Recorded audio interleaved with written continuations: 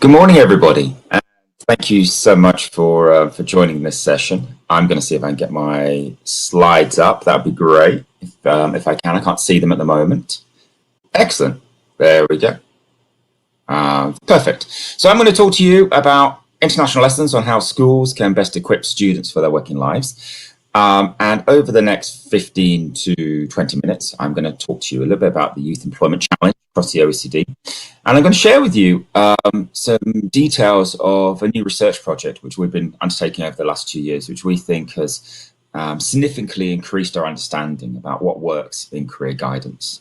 So I'm going to talk to you about the methodology because it's a bit unusual. And also I'm going to talk to you about, show you some of the results. And I am going to talk about some of the implications for schools. Now, I'm sure you're all very much aware about the anxiety which is in place about the risk of youth unemployment.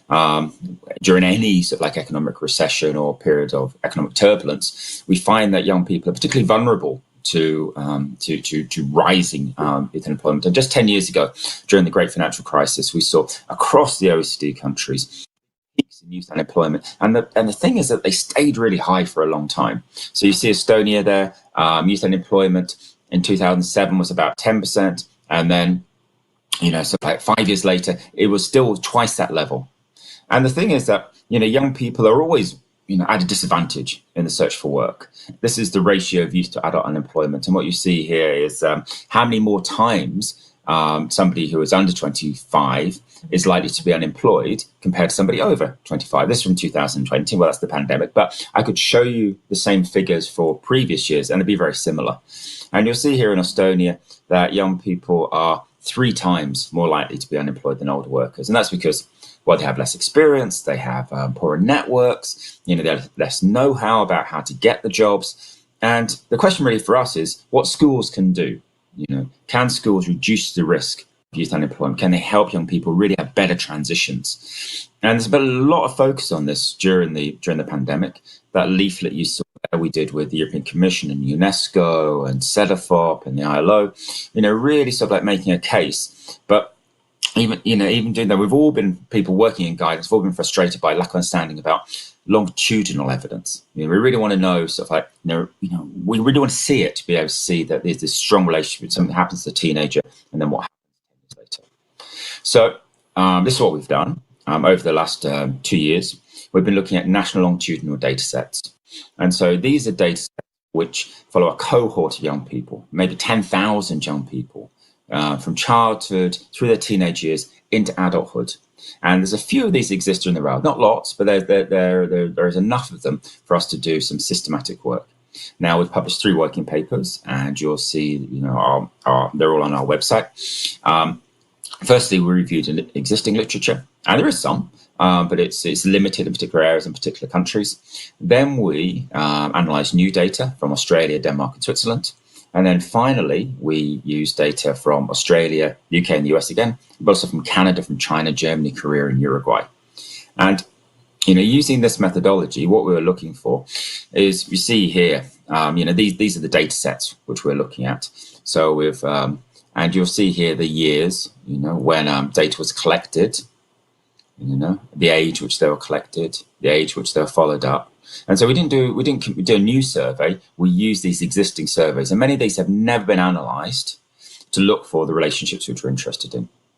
And so, we looked for potential indicators or predictors of better career readiness, better outcomes. We looked at need status, which is basically youth unemployment, whether somebody is not in education, employment, or training. We looked at salary, is it higher or lower than you'd expect? We looked at career satisfaction, and an important range of controls, because you need to make sure that participation in the career guidance activity is not a mask for something else. It's not that just like boys do this or, wealthier children do this. So lots of statistical controls, particularly around academic achievement.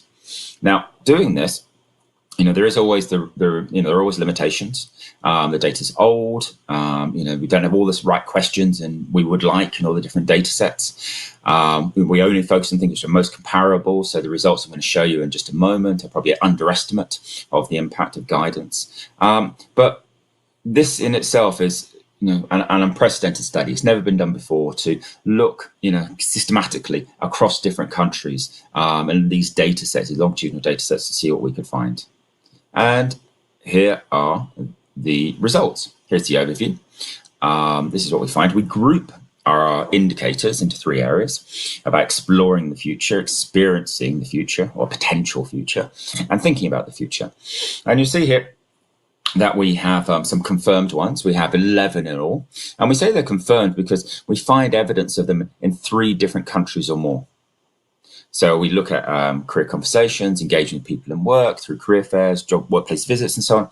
And you'll find here at the bottom, these are ones we haven't quite got enough evidence for. It's only 1 or 2 countries, but we think something probably quite meaningful is happening, but we can't quite show it yet. So I'm going to drill into these, and so I'll look at them so one by one. Here in exploring the future, let me just run you through how this table works. Here are our confirmed indicators. We have 5 here. And these were particularly important because when we looked at the data, the existing literature, very little has been done on this. And you see here the countries in bold. That's our new work, which we're very proud of, the new work. So we have these new indicators here in 3 or more countries where young people take part in career conversations. So the question is normally, have you spoken to anybody about a job you're interested in after you leave education? If you say yes, we find benefits later on.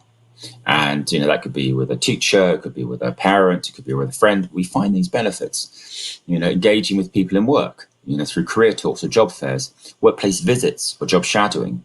Yeah, and this was really interesting. We hadn't really expected this. But a number of surveys asked young people, have you had been supported, taught to complete a resume or a CV? Have you done interview skills training? And we find there that, we find this consistent relationship with better outcomes. And finally, occupationally short programs. So these are in general education. You find them a lot in Australia, Canada, and the US, where maybe for a day or week, somebody might do a course focused on engineering or healthcare. And we find here some good relationship. And what we've done, we've taken our studies, our new work, and these are, we're using analysis of these different data sets, the longitudinal data sets.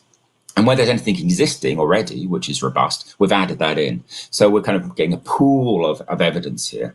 And you'll find over here the impact sizes. They can vary, young people, here we focus particularly around NEET, less likely to be unemployed by different ratios or different percentage points. And so we kind of find that, these are, there's something really important happening in terms of exploring.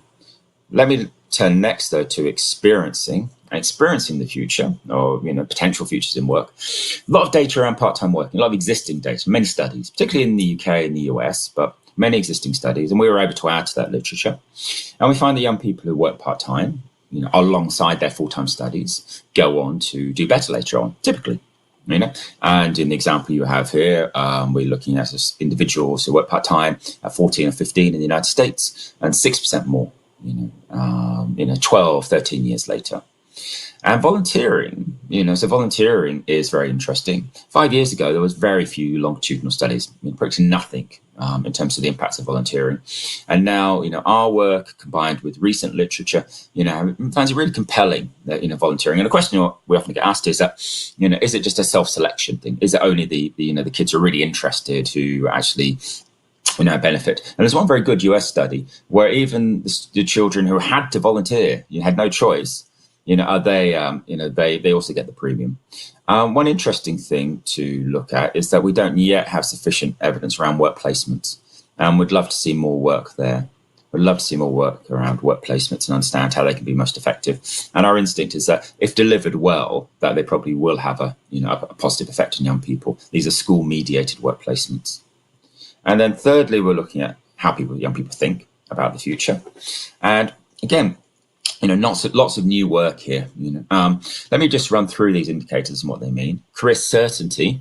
By that, what we mean is the ability of a young person to name a job which they expect to have 10 or 15 years later. Now, it doesn't need to be fixed, but what it tells us is that they're actively imagining, visualizing a future for themselves in work. And that's a good thing. Certainty is better than sort of like uncertainty in 15 out of 20 studies from 9 countries, which we've looked at. Having higher levels of ambition, even if you control for the qualifications that young people have is a better thing. So here we define this in terms of interest in professional and managerial roles, but career ambition is a good thing. Career alignment, that's when you look at the educational plan of a young person. Do they plan to go to university? Do they plan to stay on for upper secondary and so on? And then you look at the occupational expectation. What job do they think they're going to have?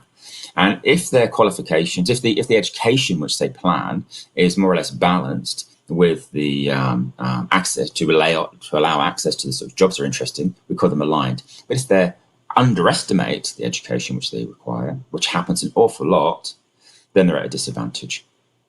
Then finally, we have instrumental motivation towards school.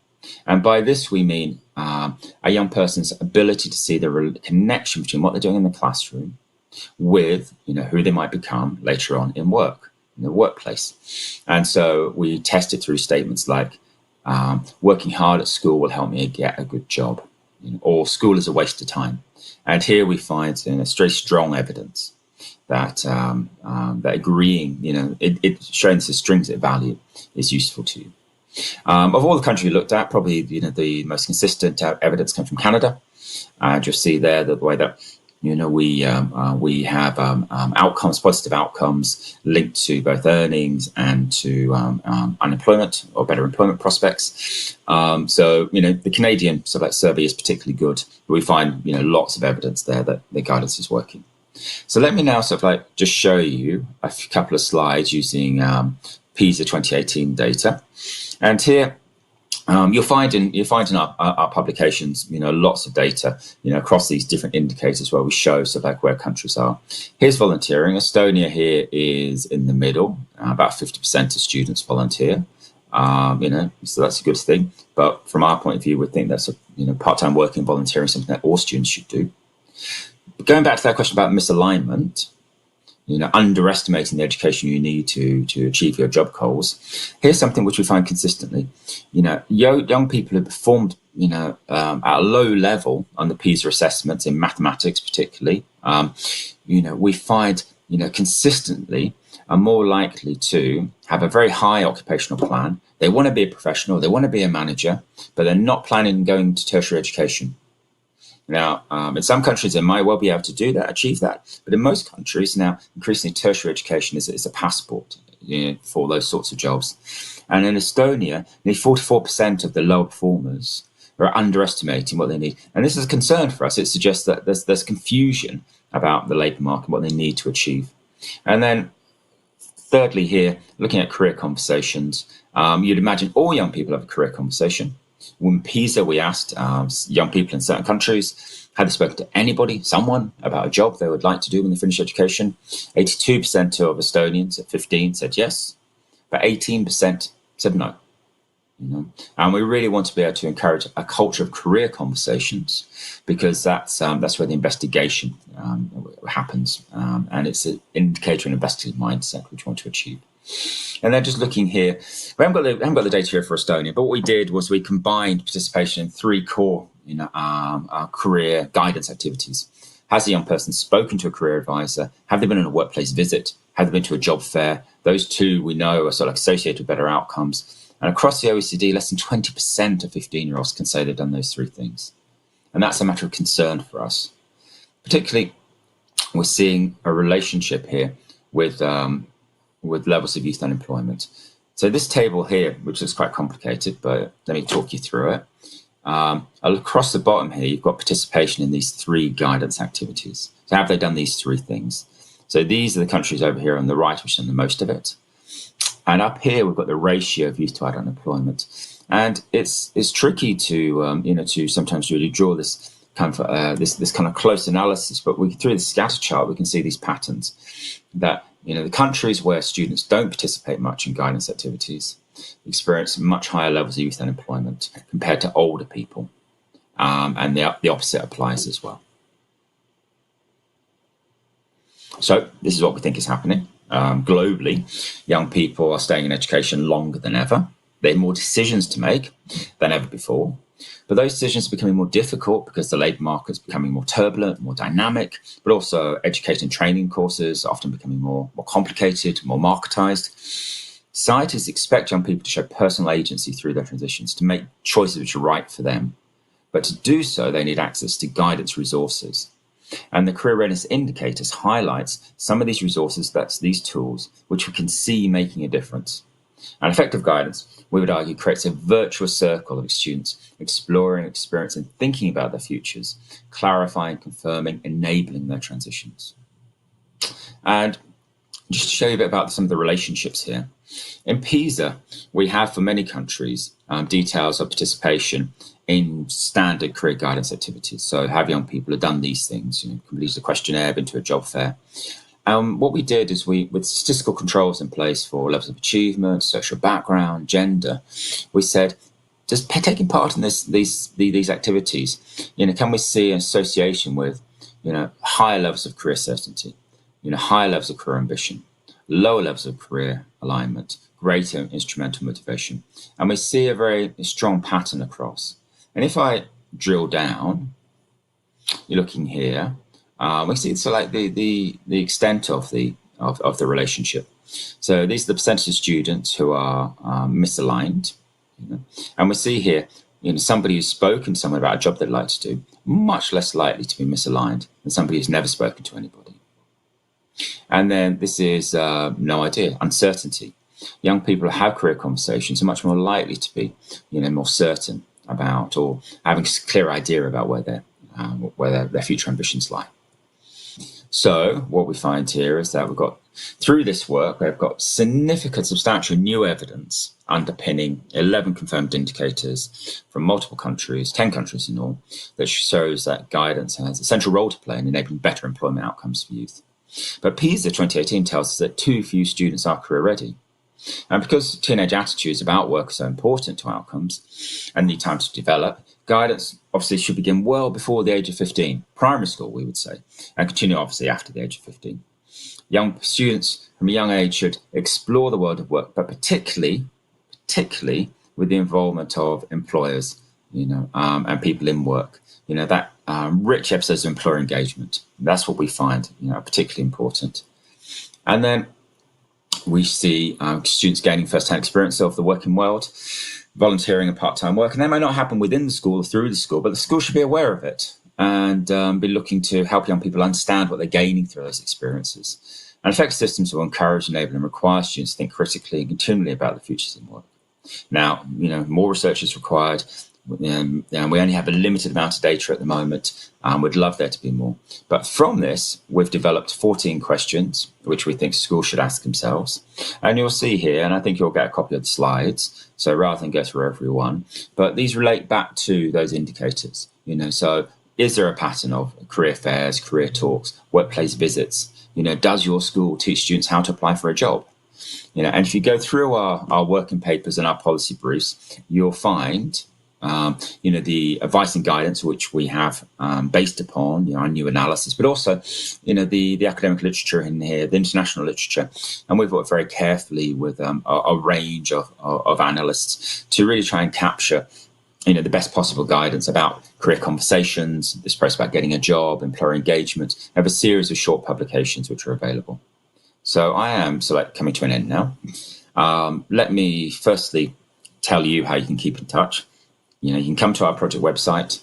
We have a free monthly newsletter. I put everything on Twitter, so follow me on Twitter if that's your thing, or you can contact me directly. And what we're going to be doing next is, we're building upon this work. We're building upon this work to dig into the practice which aligns with the empirical results, to really understand, in detail, the practice which we can be completely confident to say that this really will make a difference. And within this, what we're doing is we're looking at particularly use of digital technologies in guidance, and we're looking at the way that guidance can challenge inequalities and support access towards green jobs, which the ILO tells us there's going to be more than 25 million of across the OECD over the years ahead. So at that point, let me finish. I'm very happy if we have time to deal with any sort of comments or questions. People should feel free to email me if they'd like to follow up on any individual points. Thanks, Dr. Mann. We indeed have some questions. One of them is actually formulated by Erika herself. Shalvio. It was about the calling. What about the calling? Is it most important to help and to support them to find their own path and how to do it? And maybe to help them that their career and their real calling is not separated. Well, what we certainly think that young people should be supported in finding their calling. That's really important. We think that that investigative process of trying to understand or trying to visualize and plan a future should begin quite young. And in that, we don't expect children in primary school to have a career plan and know exactly who they want to be, because it's a process of exploration, and we'd like that process of exploration to begin early. And that's allowing young people to see a connection between the education which they're taking part in and a possible imagined future later on. And it's important to do so from a young age, because the most important decisions which young people make about their careers aren't at 15 or 16 or 18 at the end of lower or upper secondary. It's all the way through education where they're deciding, just how hard they're going to study, different subjects. And when they get to lower secondary, they're going to have choices to make, and upper secondary, still greater choices. And what we found is that young people who participate in typical guidance activities are much more likely to have a clearer and more informed view about their imagined future, where they want to go and how they might get there. Another question: if you could carry out one change in the career field to better help young people, what would it be? Just one change. Oh, that's such a good question. Simple one. Well, it sounds very simple, but I've never been asked that before. I think the one thing I would say is that a rich experience of employer engagement should be fundamental and integrated into guidance. So we have guidance systems which are based around a lot of advice and support, and that foundation is incredibly important. It's really important that young people have access to trained counsellors, because we know that many young people have a lot going on in their lives, and trained counsellors are well placed to be able to help them see through the short-term obstacles to focus on the longer term. But the thing I think from my work was really just make a difference is these first-hand encounters with the labour market, with people in work.